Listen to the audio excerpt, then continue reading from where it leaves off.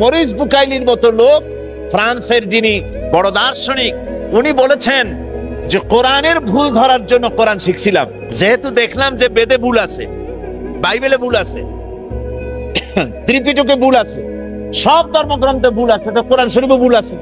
তো কোরআন শরীফে যে ভুল আছে তা বুঝবো কি করে? আরবি তো জানি না, সুতরাং আরবি শিখবো। কোরআনের ভুল ধরার জন্য বেচারা আরবি শিখলো। আরবি শিখছে তো ভালোভাবে শিখছে। আরবি শিখে তারপরে কোরআন শরীফ তিনি পড়লেন। এখন ওনার মনের মধ্যে চিন্তা হলো, কোরআনে যে বর্তমান যুগের কোরআনে যে ভুল নাই এ কথা বুঝবো কি করে? সারা দুনিয়ার মুসলমানেরা পরামর্শ করে একরকম কোরআন তো ছাপাইতে পারে, ভুল আছে কি নাই তা বুঝবো কি করে? ভুল আছে কি তা নাই বোঝার জন্য পুরানা কোরআন শরীফ লাগবে। পুরানা কোরআন শরীফ কোথায় পাওয়া যাবে? খুঁজতে খুঁজতে খবর এলো ওই রাশিয়ার তাশখান মিউজিয়ামের ভিতরে কোরআন একজল আছে, যা হযরতে উসমান রাদিয়াল্লাহু তাআলা আনহুর জামানায় হাতে লেখা কোরআন। মরিস বুকাইলি মনে করলো এর থেকে জেনুইন আর কিছুই হবে না, সেখানে চলে গেলেন। কোরআন শরীফ, সেই পুরানা কোরআন শরীফ, হাতের লেখা কোরআন বের করে, বর্তমান যুগের ছাপানো কোরআন শরীফ বের করে তিনি মিলায় মিলায়া দীর্ঘদিন বসে তা পড়লেন। পড়ার পরে তিনি সাংবাদিকদের বললেন, কোরআনের ভুল ধরতে গিয়া আমার নিজের জীবনের ভুল ধরা পড়ে গেছে। আমি কোরআন শরীফ পড়ে দেখলাম তামাম কোরআনের ভিতরে হযরতে উসমান রাদিয়াল্লাহু তাআলা আনহুর জামানার হাতের লেখা কোরআন আর বর্তমান যুগের ছাপানো কোরআনের ভিতরে আয়াত দাড়ি কমা, আয়াত তো দূরের কথা, সূরা পারা তো দূরের কথা, একটা দাড়ি কমা, একটা ফুল স্টপের কোনো পরিবর্তন আমি দেখতে পাই নাই। শুধু তাই নয়, উনি আরো বলেন, আমি কোরআন শরীফের ভিতরে বিজ্ঞানের যত থিওরি আমি পেয়েছি, এই বিজ্ঞানের থিওরি, পৃথিবীতে যত থিওরি আছে, বিজ্ঞানের আর একটা থিওরি হচ্ছে বিজ্ঞানের কোন থিওরি ফাইনাল নয়। আজকে একজন একটা বলে, কালকে আবার আরেকজন আর একটা বলে। এরকম করে আমি কোরআন শরীফের ভিতরে বিজ্ঞানের তথ্যমূলক যত বর্ণনা কোরআন শরীফের ভিতরে পেয়েছি, এই বিজ্ঞানের থিওরিগুলির ভিতরে কোনো পরিবর্তন দেখি নাই, আর কোনো পরিবর্তন করার সম্ভাবনাও আছে বলে আমি মনে করি না।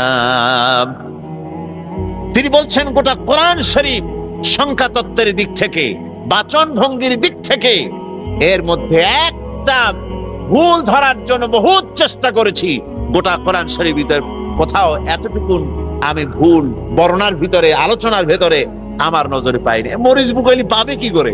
ওর বাপেও পাবে না, ওর চোদ্দ গোষ্ঠীতেও পাবে না, যেহেতু বিষয়টা তো আল্লাহর। বিষয়টা কার? আল্লাহ পাকের। সুতরাং এর মধ্যে আল্লাহ পাক সব বলেছেন, এমন কিছু নাই যা এর মধ্যে বলা হয়নি। এখন এই কোরআন সব সমৃদ্ধ, মানুষের জন্য সমৃদ্ধ হয়ে এসেছে। কিন্তু দুর্ভাগ্য আমাদের এই, আপনারা বলেন ডাক্তারি বই, এই যে হোমিওপ্যাথি কি ম্যাটেরিয়া মেডিকা একটা আছে না, আছে এত বড় এক বই। এখন কেউ যদি তার অসুখ হয়েছে, এখন যদি ওই ম্যাটেরিয়া মেডিকা সে যদি পড়তে থাকে, রোগ ভালো হবে? কথা কন, রোগ ভালো হবে? ডাক্তারের প্রেসক্রিপশন কেউ পড়তে থাকলো আগাগোড়া, সকাল বিকাল 2-3 বার, রোগ ভালো হবে? ভালো হবে। আমার বন্ধুগণ, কোরআন শরীফ হচ্ছে গোটা মানবতার চিকিৎসার জন্য আল্লাহ রাব্বুল আলামিন তার চরিত্রের উন্নতির জন্য, তার ভালোর জন্য নাজিল করেছেন কোরআন শরীফ। ডাক্তারের প্রেসক্রিপশন পড়লে, ডাক্তারি বই পড়লে রোগ ভালো হয় না, কিন্তু কোরআন শরীফ পড়লে পরে ফায়দা হয়। তবে যে রোগ ভালো হওয়ার জন্য কোরআন নাজিল হয়েছে, ওই স্বার্থ, ওই ফায়দা মানুষ লাভ করতে পারবে না। কথা বুঝে আসছে? ঠিক বুঝেছেন কিনা? আবার বলে বেড়ান না যে কোরআন শরীফ যদি না বুঝে পড়ে কোনো ফায়দা নাই, এরকম কিন্তু বলি নেই। কোরআন শরীফ ডাক্তারের প্রেসক্রিপশন পড়লে, ডাক্তারি বই পড়লে কোনো ফায়দা নাই। ওষুধ যতক্ষণ আপনি ঠিক মতো না খাচ্ছেন, সেবন করছেন, ততক্ষণ রোগ আপনার ভালো হবে না। একথা যেমন সত্য, কোরআন শরীফ আপনি তেলাওয়াত করলে ডাক্তারি বইয়ের মতো ফায়দা হবে না তা না। কোরআন শুনলে সওয়াব হবে, ফায়দা হবে। তবে যে উদ্দেশ্যে কোরআন অবতীর্ণ হয়েছে, ওই উদ্দেশ্য, ওই বরকত, ওই নেয়ামত আপনি লাভ করতে পারবেন না। কথা বুঝে আসছে? এবার বুঝে আসছে? আপনাকে কোরআন পড়তে হবে, অক্ষরে অক্ষরে সওয়াব পাবেন, কোনো সন্দেহ নাই। চুমা খাইবেন সওয়াব হবে। দুনিয়ায় কোন বইতে চুমা খাইলে সওয়াব নাই, আল্লাহর কালামে চুমা খাইলে কি আছে? সওয়াব আছে। মাথায় রাখলে সওয়াব আছে, বুকে রাখলে সওয়াব আছে, তেলাওয়াত করলে সওয়াব আছে, বুঝলেও সওয়াব আছে, না বুঝলেও সওয়াব আছে। সুবহানাল্লাহি ওয়া বিহামদিহি। সুতরাং এটা নাজিল হওয়ার আসল উদ্দেশ্য শুধু সওয়াব নয়, আসল উদ্দেশ্য হলো আপনি বুঝবেন, আমল করবেন, সমাজে কায়েম করবেন, দুনিয়াও শান্তি পাবেন, আখিরাতেও শান্তি পাবেন। এখন এই কোরআন অবতীর্ণ করেছেন আল্লাহ পাক, অবতীর্ণ করে বলছেন ফামান তাবিআ হুদায়া ফালা খাউফুন আলাইহিম ওয়ালা হুম ইয়াহজানুন। আল্লাহ রাব্বুল আলামিন বলেন, আমি এই কোরআনকে অবতীর্ণ করে দিলাম, এই কোরআন যারা মেনে চলবে, কোরআনের আইন কানুন যারা মানবে, ফালা খাউফুন আলাইহিম, ওদের জন্য কোনো ভয় নাই, ওদের জন্য কোনো চিন্তা নাই। জোরে বলেন সুবহানাল্লাহ, জোরে বলেন সুবহানাল্লাহ। আল্লাহ পাক বলছেন কোনো ভয় নাই, কোনো চিন্তা নাই। কোরআন মানো, কোরআন শরীফ অনুযায়ী তোমরা তোমাদের জীবনকে পরিচালিত করো, তাহলে তোমরা দুনিয়ায় শান্তি পাবে, ব্যক্তিতে, পরিবারে, রাষ্ট্রে, সব জায়গায় শান্তি পাবে। আমাদের দুর্ভাগ্য, ওই যে আগেই বলেছি, একদিকে সৌভাগ্যবান জাতি, আর একদিকে দুর্ভাগ্য আমাদের, যে এত বড় নিয়ামত থাকতে এর থেকে আমরা বঞ্চিত। এটাকে আমরা সুন্দর করে পেঁচাইয়া তারপরে ওই মেয়ের সাথে দিয়ে দেওয়া হয় বিবাহের সময়। বিবাহের সময় মেয়ে বাড়িতে দিয়ে দেওয়া হয়, তা তো আগে দিত, এখন তাও বন্ধ হয়ে গেছে। এখন কোরআন শরীফে দেয় না। আগে অন্তত বিবাহের সময় মেয়ে দেখতে গিয়ে জিজ্ঞেস করতো যে কোরআন শরীফ পড়তে পারো কিনা মা, একটু কোরআন শরীফ পড়ো। শ্বশুরে জিজ্ঞেস করতো, শাশুড়িতে, হবু শ্বশুর, হবু শাশুড়ি, হবু বউকে জিজ্ঞেস করতো, পুত্রবধূকে, কোরআন পড়তে জানো কিনা, সূরা ফাতিহাটা পড়ো তো। কি বলেন, এইগুলি জিজ্ঞেস করা হতো না আগে? এখন এই সব জিজ্ঞেস করে না। কোরআন জিজ্ঞেস করবে কখন? আগেই জিজ্ঞেস করে রবীন্দ্রনাথের সঙ্গীতের প্যান প্যানানি সুর জানো কিনা, নাচতে পারো কিনা। এইগুলো হলো আগের জিজ্ঞাসা। নাউযুবিল্লাহি মিন যালিক। আগে এমন অবস্থা ছিল, সকাল বেলায় বাড়ি থেকে যখন বেরোতাম, আমাদের অবস্থা তো এই ছিল, আব্বা অর্ডার করতেন ফজরের নামাজ পড়ে তেলাওয়াত না করে বিছানা থেকে উঠতে পারবে, মাঝে যায় নামাজে বসে থাকতে হবে, তেলাওয়াত করতে হবে, জোরে জোরে তেলাওয়াত করতে হবে যেন আমি শুনতে পাই। বাড়িতে বাড়িতে তেলাওয়াতের আওয়াজ হতো, প্রত্যেক মুসলমানের ঘরের থেকে তেলাওয়াতের আওয়াজ বেরোতে সকালবেলা। এটা সত্য কথা বলছি কিনা বলেন? যারা বুড়া মানুষ তারা বলেন এটা ঠিক কিনা। এখন সকালবেলা ফজরের সময় তেলাওয়াত করবে কি? ফজরই তো হয় না। আবার যাও ফজর হয় তারপরে ঘুমায় জনমের মতো। জিসনে সোয়া উসনে খোয়া, উর্দুতে একটা কথা আছে, ফজর পড়ে যে ঘুমাইলো সে সব খুয়াইলো। কথা বুঝতে পেরেছেন? তবে শেষ রাত্রে যদি কেউ জাগে তো ওটাকে কভার করার জন্য ঘুমায় নিবে, আপত্তি নেই, সে ব্যাপারে কোনো ফতোয়া দিচ্ছি না আমি।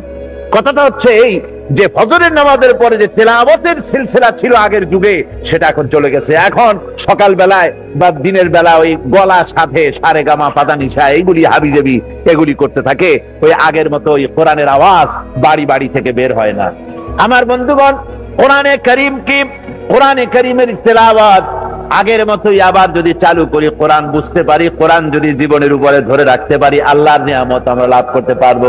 বেদ বলেন, বাইবেল বলেন, ত্রিপিটক, জিন্দা বিস্তা, যত রকমের ধর্মগ্রন্থের নাম বলেন না কেন, এসব ধর্মগ্রন্থের একজনও হাফেজ পাওয়া যাবে না। পাওয়া যাবে? বাইবেলের একজন হাফেজ পৃথিবীতে ভর্তা খাইতেও পাওয়া যাবে? কোন পাওয়া যাবে না। বেদ বলেন, জিন্দা বিস্তা বলেন, কোন ধর্মগ্রন্থের একটা হাফেজ সারা পৃথিবীতে পাওয়া যাবে না। কোরআনে কারীমের সবচাইতে বড় মুজিজা আল্লাহ রাব্বুল আলামিন দিলেন। এই কোরআন মানুষের কাছে মুখস্থ করা আল্লাহ পাক সহজ করে দিলেন। আল্লাহ পাক বলছেন, ওয়া লাকাদ ইয়াসসারনাল কুরআনা লিযিকর। কোরআন শরীফকে মুখস্থ করার জন্য আমি আল্লাহ মানুষের কাছে সহজ করে দিয়েছি।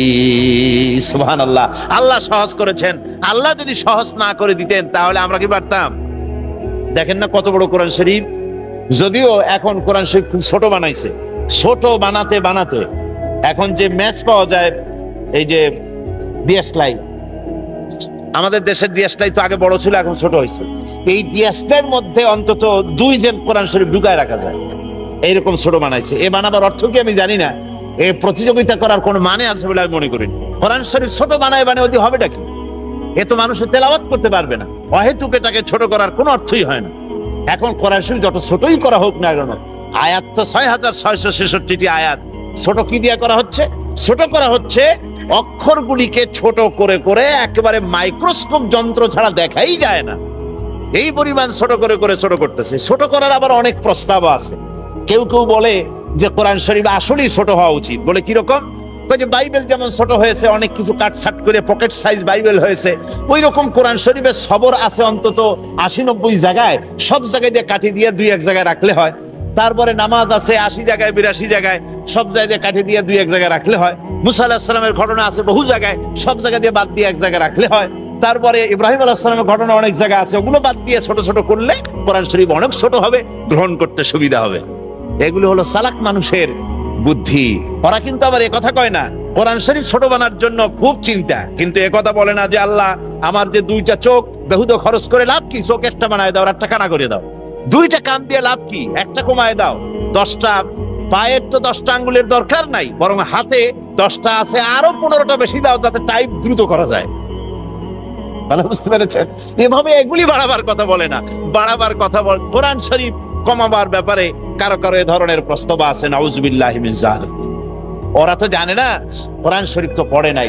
মুসা আলাইহিস সালামের কাহিনী, তার ঘটনা যদি 10 জায়গায় থেকে থাকে, যদি 5 জায়গায় থেকে থাকে, 5 জায়গায় 5 রকমের সবক দেওয়ার জন্য আল্লাহ পাক এটাকে বয়ান করেছেন। সুবহানাল্লাহ বিহামদি।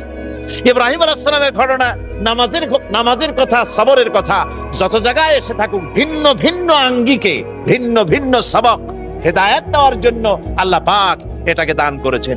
একটা কথায় অনেক রকমের হেদায়েত পাওয়া যায়, অনেক রকমের সবক পাওয়া যায়, যদিও কথা একটা। যেমন হযরতে ওমর বিন আব্দুল আজিজ রাহমাতুল্লাহ আলাইহির জামানায় শহরত করা হতো, বাজারে ঢোল পিটানো হতো, যাকাত কে নেবে, যাকাত কে নেবে, এটা ইতিহাস। তো তখন একজন লোক পাওয়া যেত না যে ব্যক্তি বলবে যে আমার যাকাত দরকার, আমার এই সদকার টাকার দরকার। কি বলেন? এই ঘটনা আপনারা শুনছেন না? এখন এই যে একটা কথা, যাকাত কে নেবে, চিৎকার মারা হচ্ছে, একটা লোক পাওয়া যাচ্ছে না যে আমার দরকার। এই একটা কথার মধ্যে আমরা কয়েকটা সবক পেতে পারি। কি কি সবক পাই? একটা সবক এই পাই যে সেই যুগে অর্থনৈতিক সুষম বন্টন নীতি এমন সুন্দর ছিল, যার ফলে কারো টাকা পয়সা, খাদ্য খাবার, তার মৌলিক চাহিদা যা, তার কোনো অভাব ছিল না। রাষ্ট্রপ্রধান থেকে শুরু করে সাধারণ নাগরিক পর্যন্ত সকলের খাওয়া পড়া, শিক্ষা, চিকিৎসা, বাসস্থানের গ্যারান্টি গভর্নমেন্ট দিতে পেরেছিল। এ পেলাম এক সবক। ২ নম্বরের শিক্ষা এই কথার দ্বারা আমরা এই পাই, জাতির শুধু টাকা পয়সাই তাদের হয় নাই, তাদের নৈতিক চরিত্রের মানও বেড়েছে। টাকা পয়সা থাকলেই তো হয় না। এখন যদি বলা হয় যে আগামীকাল যার ঘর নাই, বাড়ি নাই, থাকার জায়গা নাই, অথবা যার চোখ কানা, তারে এইখানে কম্বল দেওয়া হবে সকালবেলায়। এখন দেখবেন যার বাড়িঘর আছে সেও এসে কবে যে আমার বাড়িঘর নাই, কম্বল চাই। আবার যার চোখ আছে সেও এক চোখ বুঝে এসে কবে যে আমার এক চোখ কানা, কম্বল চাই। তো এই যে নৈতিক মান বাড়ে নাই, টাকা পয়সা হয়েছে, মান বাড়ে নাই। তা আমরা ও কথার দ্বারা এটাও শিক্ষা পাই যে সেই যুগের মানুষের নৈতিকতার মানও এমন বেড়েছিল, আছে, অথচ প্রতারণা করে নিবে এই স্বভাবও তাদের থেকে দূরীভূত হয়ে গিয়ে সত্যিকারের মুসলমান তারা হয়েছিল। ঠিক অনুরূপ ভাবে কোরআনে কারীমের মধ্যে একটা ঘটনা একাধিক জায়গায় যদি এসে থাকে, বহু জায়গায় এরকম হয়েছে, সেটা বিভিন্ন জায়গায় বিভিন্ন আঙ্গিকে বিভিন্ন প্রেক্ষাপটে বিভিন্ন রকমের সবক দেওয়ার জন্য, শিক্ষা দেওয়ার জন্য আল্লাহ পাক তা অবতীর্ণ করেছেন। সুতরাং এ কোরআনে কারীম আল্লাহ পাক তার মানুষের কাছে অবতীর্ণ করেছেন ৬৬৬৬টি আয়াত। বলতেছিলাম যে কোরআন যতই ছোট হোক না কেন, আয়াত তো ৬৬৬৬টি। এই বিশাল কোরআন মুখস্থ করা আপনি কি সহজ মনে করেন? আল্লাহ রাব্বুল আলামিন কোরআনে কারীমকে মুখস্থ করার জন্য এমন সহজ করে দিয়েছেন মানুষের কাছে। ছোট ছেলেরাও মুখস্থ করে, বয়স বেড়ে যায় তারাও মুখস্থ করে। যারা মুখস্থ করলো, আমরা জানতে পেরেছি গোটা পৃথিবীতে কোরআনে কারীম যারা মুখস্থ করেছে পুরা হিসাব পাওয়া যায় নাই, তবে এমন হিসাব পাওয়া গেছে কোরআনে কারীম যারা মুখস্থ করেছে, যারা হাফেজ হয়েছে, হাফেজে কোরআনের সংখ্যা এখন ১ কোটি ছাড়াই গেছে। সুবহানাল্লাহ। ১ কোটির উপরে মুসলমান কোরআনে কারীমকে নিজের সিনার ভিতরে বদ্ধমূল করেছে, আবদ্ধ করেছে। আজ সেই কোরআনে কারীম যে উদ্দেশ্যে নাজিল করা হয়েছিল আল্লাহ পাক তা হেফাজত করে দিলেন, এটা নষ্ট হবে না। কোরআনে কারীম নষ্ট হবে? পরিবর্তন হবে? পরিবর্তন হবে? হবে না। এই কোরআনের মধ্যে আল্লাহ পাক বলেছেন শয়তানের ক্ষমতা নাই কোরআনের উপর থেকে এর মধ্যে প্রবেশ করে, নিচের থেকে, ডানের থেকে, বামের থেকে, কোন দিক থেকে কোরআনের ভিতরে প্রবেশ করে এটাকে উল্টা পাল্টা করার ক্ষমতা পৃথিবীর কারো নাই। কোরআন আমি আল্লাহ রাব্বুল আলামিন এটাকে হেফাজত করেছি আর এটাকে হুদাল লিন্নাস করেছি, গোটা পৃথিবীর মানুষের জন্য হেদায়েতের কিতাব করেছি। জোরে বলেন সুবহানাল্লাহ। গোটা বিশ্ববাসীর জন্য এটা হেদায়েতের কিতাব। এতে রয়েছে বিজ্ঞান সংক্রান্ত আলোচনা। কোরআন কিন্তু কোনো বিজ্ঞানের বই না, আবার বিজ্ঞান ছাড়াও না। কোরআন আসলে কি? এর মধ্যে সব আছে। কি আছে বলুন? সব আছে এর মধ্যে। বিজ্ঞান সংক্রান্ত আলোচনা আছে, এর মধ্যে জ্যোতির্বিজ্ঞান আছে, এর মধ্যে ভূমণ্ডল গঠন প্রকৃতি বর্ণনা করা আছে, এর মধ্যে পশু প্রজাতি, মানব প্রজনন এবং বিজ্ঞানের আলোচনা, ঐতিহাসিক তত্ত্ব আলোচনা, প্রাগ ঐতিহাসিক ঘটনা এর মধ্যে আল্লাহ পাক বর্ণনা করেছেন। এর মধ্যে মানুষের অর্থনীতি, সমাজনীতি, রাজনীতি, তারপরে তার যুদ্ধনীতি, বন্দিনীতি, শিক্ষানীতি, তার ইহকাল, তার পরকাল, তার বেহেশত, তার দোজক, তার সিরাত, তার মিজান, সব কিছুকে আল্লাহ পাকের মধ্যে বর্ণনা করেছেন। সবাই বলেন সুবহানাল্লাহ। কোরআনে কারীম আল্লাহ রাব্বুল আলামিন বলেন ওয়ানাজ্জালনা আলাইকাল কিতাবা তিবয়ানান লিকুল্লি শাই ওয়া হুদান ওয়া রাহমাতান ওয়া বুশরা লিল মুসলিমিন। আল্লাহ পাক বলেন কোরআনে কারীমকে আমি আপনার প্রতি অবতীর্ণ করেছি, কোরআনের মধ্যে আমি সবকিছু খুলে খুলে বর্ণনা করে দিয়েছি। সুবহানাল্লাহ। সব বলেছি, কোন জিনিস বাকি রাখি নাই, সবের মধ্যে আছে। আল্লাহর নবী বলেছেন ইন্নাল্লাযী লাইসা ফি জাওফিহি শাইউম মিনাল কুরআনি কাল বাইতিল খারিব। আল্লাহর নবী বলেন যে দেহের ভিতরে কোরআন নাই ওই দেহটা হচ্ছে একটা সারা বাড়ির মতো। যে দেহের ভিতরে কোরআন নাই এইটা হচ্ছে একটা পরিত্যক্ত বাড়ির মতো, যে বাড়িতে মানুষজন বাস করে না। এরকমের বাড়িকে চট্টগ্রামে কি বলে? সারাবিটা খদ্দে না, এইটাকে সারাবিটা বলে। এখন যেই বাড়িতে মানুষ থাকে না ওইটা হচ্ছে সারাবিটা। আচ্ছা, এই সারাবিটা থেকে যখন মানুষ রাতের বেলায় ওর কাছ থেকে যখন যায় তখন ভয় করে কিনা? কোন ভয় করে কিনা? কিসের ভয়? যেহেতু মানুষ থাকে না ভয় করে। কেন? ওই বাড়ির মধ্যে কি থাকে? বাড়ির মধ্যে কি থাকে? কোন ওর মধ্যে হয় জিন আছে, না হয় শয়তান, না হয় সাপ, না হয় পাতিশিয়াল, না হয় বেজি, না হয় তেলাপোকা, এইসব হাবিজাবি ওই ঘরের মধ্যে। এই জন্য মানুষেরা বয়সী হোক আর ছোট বয়সী হোক, পুরো বাড়ি কি জানি করলেন আপনি ওটার নাম? সারাবিটা। ওই সারাবিটার সামনে দিয়ে যাওয়ার সময় মানুষ একেবারে দৌড় দেয়, নাক চোখ বন্ধ করে বা দ্রুত পায়ে হাঁটে, যেখানে শয়তান আছে, ভূত আছে। হুজুর সাল্লাল্লাহু আলাইহি ওয়াসাল্লামের দৃষ্টান্তটা কতটা সুন্দর! সুবহানাল্লাহি ওয়া বিহামদিহি। মানুষ বাস না করলে যেমন ঘরের ভিতরে শয়তান থাকে, ওই শিয়াল থাকে, কুকুর থাকে, ইঁদুর থাকে, বান্দর থাকে, সাপ থাকে, অনুরূপ ভাবে যে দেহের ভিতরে কোরআন নাই সে দেহটা ওই রকম একটা পরিত্যক্ত বাড়ির মতো। ওখানে যা থাকে এটার মধ্যেও তাই থাকে। কি থাকে তার আমি ব্যাখ্যা করলাম না। ডক্টর মরহুম শহীদুল্লাহ, আল্লাহ তাকে জান্নাত নসিব করুন, সবাই বলুন আমিন। এখন ওনার জন্মবার্ষিকী, মৃত্যুবার্ষিকী শিক্ষিত লোকেরা এখন পালন করে না, এক শ্রেণীর শিক্ষিত। কারণ কি? কারণ উনি মুখে দাড়ি রাখছিলেন, উনি নামাজ পড়তেন। তো দাড়ি যদি রাখলো, নামাজই যদি পড়লো, তাহলে কি আর বুদ্ধিজীবী থাকলো নাকি? কম বেশি বুদ্ধিজীবী, নামাজ পড়ে, রোজা রাখে, মুখে দাড়ি রাখে। আবার ফুরফুরার পীর হযরত মাওলানা আবু বকর সিদ্দিক আল কুরাইশি রাহমাতুল্লাহ আলাইহির খলিফা, তিনি এটা তো বুদ্ধিজীবী হইল। ওনাকে লোকেরা, উনি যখন ডক্টরেট ডিগ্রি নিয়ে আসে তখন পুরান ঢাকার বহুত লোক ওনার কাছে রোগের চিকিৎসার জন্য গেছে। তারপরে উনি বুঝাতে বুঝাতে ব্যর্থ হয়ে, অনেক সময় ব্যর্থ হয়ে যেতেন যে আমি আসলে ডক্টর, আমি ডাক্তার না। পুরান ঢাকার লোকেরা নাকি তখন বলতো যে ডক্টর হইছে মগার ঔষধ দিবার পারে না। তো এখন ওই লোকটিকে, এমন একটি লোককে এখন তার বিদ্যা, বুদ্ধি, তার জ্ঞান সবকিছু এদের কাছে ম্লান হয়েছে, যেহেতু তিনি নামাজি ছিলেন, দিনদার ছিলেন, পরেজগার ছিলেন। যাক সে কথা।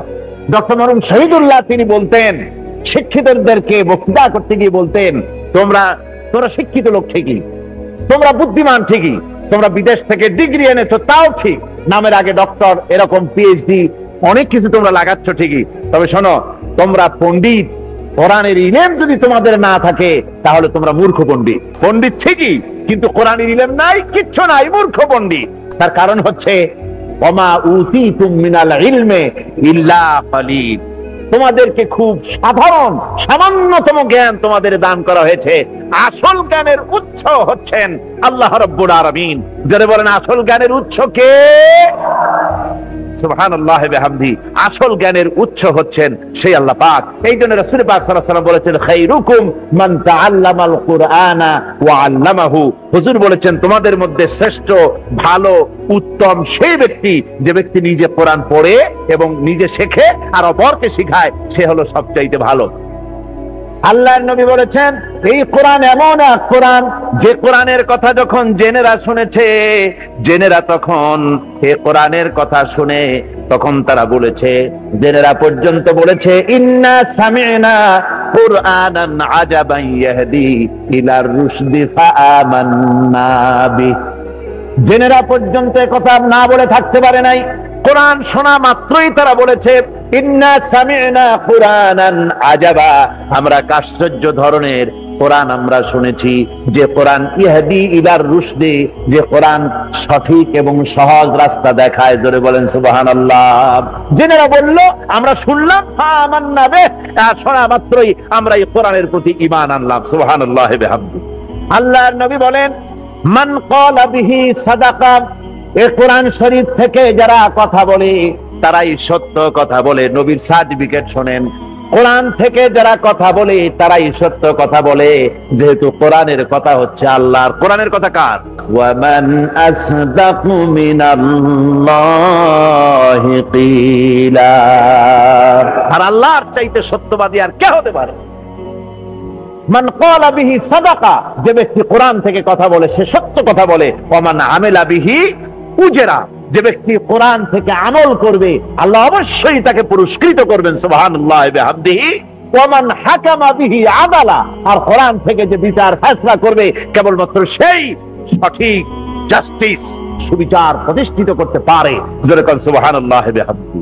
ওয়া মান দাআ ইলাইহি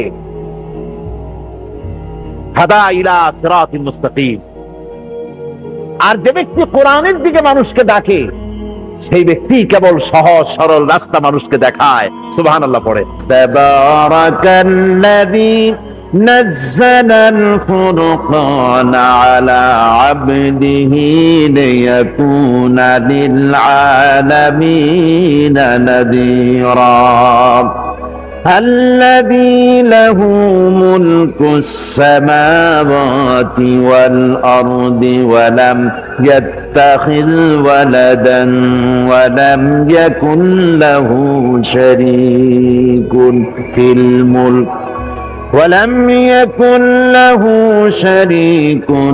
الملك وخلق كل شيء فقدره تقديرا صدق الله العظيم تبارك الذي نزل الفرقان على عبده ليكون للعالمين نذيرا। অতীব বরকতপূর্ণ সেই মহান সত্তা যিনি এই ফুরকানকে তার বান্দার উপরে অবতীর্ণ করেছেন, লিয়াকুনা লিল আলামিনা নাযীরা, যাতে করে তিনি এই কোরআন দিয়ে গোটা জগৎবাসীকে ভয় প্রদর্শন করাতে পারেন, ভীতি প্রদর্শন করাতে পারেন। এটি হচ্ছে সূরাটি নাজিল হয়েছে রাসূল পাক সাল্লাল্লাহু আলাইহি ওয়াসাল্লামের মক্কি জিন্দেগীর মাঝামাঝি সময়। এ সময় কাফেররা হুজুর সাল্লাল্লাহু আলাইহি ওয়াসাল্লাম সম্পর্কে, কোরআন সম্পর্কে সন্দেহ, সংশয় এবং আজে বাজে কথাবার্তা ছড়াতো ইসলাম সম্পর্কে, কোরআন সম্পর্কে, রাসূল সম্পর্কে। এই সূরাটিতে এই সব সন্দেহ এবং সংশয়ের জবাব আল্লাহ পাক দান করেছেন। বর্তমান পৃথিবীতেও কোরআন সম্পর্কে পৃথিবীর এবং বাংলাদেশে, পৃথিবী সারা দুনিয়া এবং তার মধ্যে আমরা আছি আমাদের দেশেও, কোরআন সম্পর্কে, ইসলাম সম্পর্কে সংশয় এবং সন্দেহ সৃষ্টি করা হচ্ছে। মুসলমানদেরকে মৌলবাদী বলা হচ্ছে, কোরআনকে তথাকথিত পবিত্র গ্রন্থ বলা হচ্ছে, বেহেশতকে অসভ্য উদ্যান বলা হচ্ছে, বেহেশতকে পৃথিবীতে অতৃপ্ত বহুগামী পুরুষের স্থান বলা হচ্ছে। বেহেশতের ভিতরে মানুষদেরকে মদ পান করা হবে এবং সুন্দরী নারী লোভ দেখিয়ে তাদেরকে নামাজ রোজা করবার জন্য বাধ্য করা হচ্ছে বলে বলা হচ্ছে। এ ধরনের আল্লাহ, রসুল, কোরআন, ইসলাম এবং তার সাথে প্রাসঙ্গিক বিষয়গুলির উপরে যখন সন্দেহ, সংশয় ইত্যাদি সৃষ্টি করছে লোকেরা, আমার দেশের এক শ্রেণীর তথাকথিত পত্র পত্রিকা এবং এক শ্রেণীর তথাকথিত বুদ্ধিজীবী শিক্ষিত লোকেরা, ঠিক সেই সময় আমি এই সূরাটিকে বেছে নিয়েছি। মক্কি জিন্দেগিতে যেমন এগুলি সংশয়, সন্দেহ সৃষ্টির ব্যাপারে আল্লাহ পাক জবাব দিয়েছেন, কোরআন অবতীর্ণ আল্লাহ পাক করেছেন, বলছেন যে আমি আমার বান্দার প্রতি এটাকে অবতীর্ণ করেছি। এখন অতীব বরকতপূর্ণ সেই সত্তা যিনি তার বান্দার প্রতি এই কোরআন অবতীর্ণ করেছেন। বরকত শব্দ গৃহীত হচ্ছে অর্থ বিপুলতা এবং প্রাচুর্য, উচ্চতরতা, বিরাটত্ব এবং ব্যাপকতা এর মধ্যে শামিল রয়েছে। কোরআনে কারিমে এই শব্দের বরকত শব্দটা বিভিন্ন জায়গায় আল্লাহ পাক বিভিন্ন ভাবে ব্যবহার করেছেন। যেমন আলা লাহুল খালকু ওয়াল আমর তাবারাকাল্লাহু রাব্বুল আলামিন। আলা লাহুল খালক ওয়াল আমর, সাবধান জেনে রাখো, সৃষ্টি যার, আইন হচ্ছে তার, আর তিনি বরকতপূর্ণ। শুধু বরকতপূর্ণ নয়, বরং তিনি এই পৃথিবীর সবকিছুর পালনেওয়ালা, তিনি সকল কিছু প্রতিপালন করেন। এখানে তাবারক শব্দের অর্থ হলো শুধু সৃষ্টি করেন না, বরং পূর্ণতা দান করেন, তার প্রয়োজন মিটান, তাকে পূর্ণতা দান করে দেন। আবার অন্য আয়াতের ভিতরে বরকত শব্দ আল্লাহ রাব্বুল আলামিন এভাবে নিয়ে এসেছেন, ওয়ালাকাদ খালাকনাল ইনসানা মিন সুলালাতিন মিন তিন। আমি মানুষকে সৃষ্টি করেছি মাটির নির্যাস থেকে। সুম্মা জাআলনাহু নুতফাতান ফি ক্বারারিন মাকিন। এরপরে সেই মাটির নির্যাস থেকে স্বামী স্ত্রীর এক বিশেষ প্রক্রিয়ার মাধ্যমে মাতৃ জঠরের ভিতরে ফি ক্বারারিন মাকিন, একটা সুরক্ষিত জায়গার ভেতরে আমি এটাকে হেফাজত করেছি। ثم خلقنا النطفة علقة فخلقنا العلقة مضغة। এরপরে আমি ওই নাপাক পানিকে আমি জমাট রক্তে পরিণত করেছি, আবার জমাট রক্তগুলিকে আমি গোশতে পরিণত করে দিয়েছি। তারপরে